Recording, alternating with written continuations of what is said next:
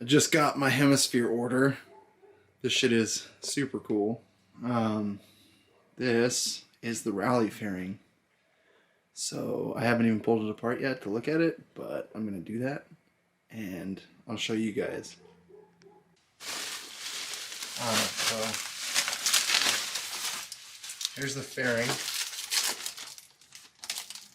It's obviously taller than the stock XR650L fairing. Here's one of the side supports.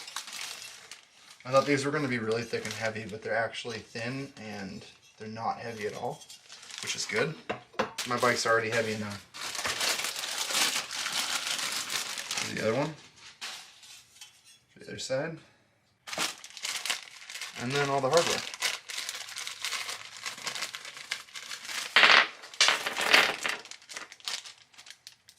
So it comes with 2 new rubbers for the bottom of the fairing.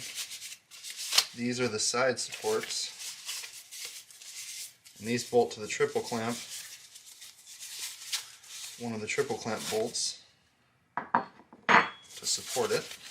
And what's kind of cool too is that they make these slots adjustable so you can adjust the angle.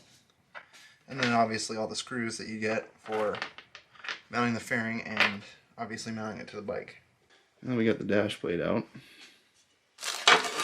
Forgot to mention that's part of it. And they give you an instruction sheet of sorts here.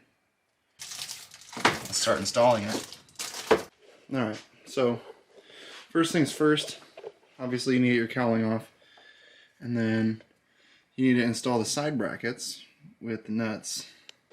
Once you get those side brackets installed on the fairing, you gotta get the grommets down below installed into the fairing. This is going to be a hard shot to get.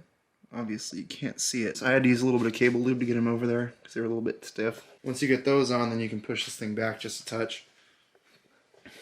And then it snugs up right around your headlight. Before you install the fairing on the front of the bike, knock the top triple tree clamps bolts loose, take them out, and install these brackets. And that's pretty much it. Alright, so we got the Hemisphere Offroad rally fairing installed finally, all done. Went and took it for a spin, checked it out, wanted to make sure I was getting a full review of it. I did do some mods to it, a couple of things that I've changed. First one, obviously I do have my heated seat and heated grip switches installed with a breaker, my 12-volt port installed. Waiting on my Montana to show up, so I have GPS for when I do the backcountry. I spaced this out. I put spacers down in that hole there to bring the dash closer up, because then it gives me more room to access my key, which Honda should have done better anyway. But either way, if you got risers, you know what I'm talking about. Got the key in the same spot, but this was spaced by 1 inch. Those are 1 inch spacers. I got those from Home Depot and some bolts. No big deal. I think it's like $5 or something like that to get all that done. Not even. But it definitely pushes the dash closer, makes it a little easier to see. Brake line's just in the way for the camera. When you're riding it, it doesn't bother you too much. I was riding it. I did get a lot of buffeting originally.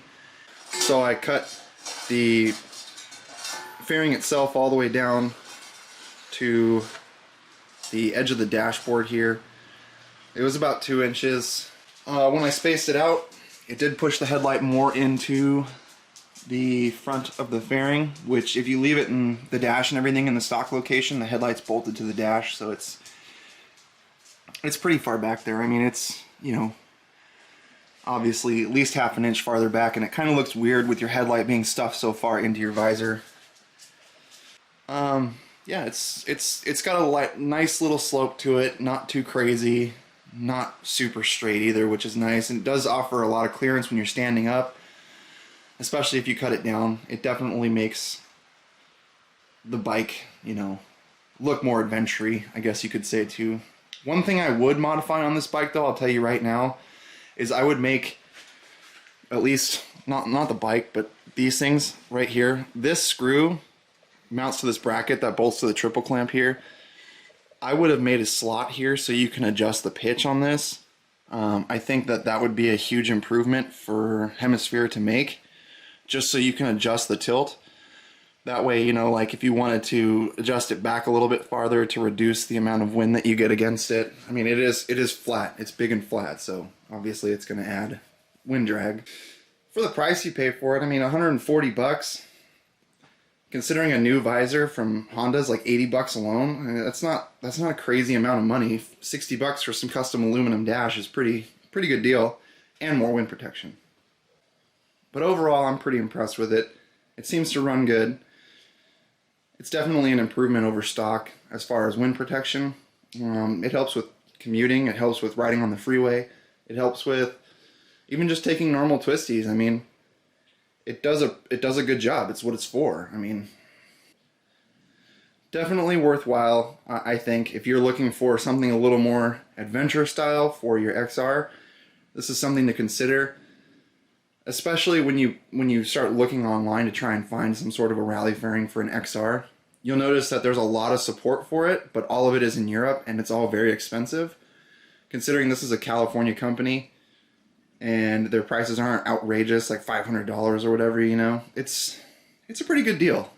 Obviously, there's little things that I would tweak about it, and I mean, for the price point, I won't complain. Because I'm still going to be way cheaper than just buying a fairing from Europe that, you know, has some of this stuff, and it works awesome. I have no real complaints about it. So if you're considering buying a fairing for your XR, definitely check out Hemisphere. This thing is dope. Alright, that's it for today, guys. I hope this helped. If you got any questions, leave them in the comments, and thanks for watching.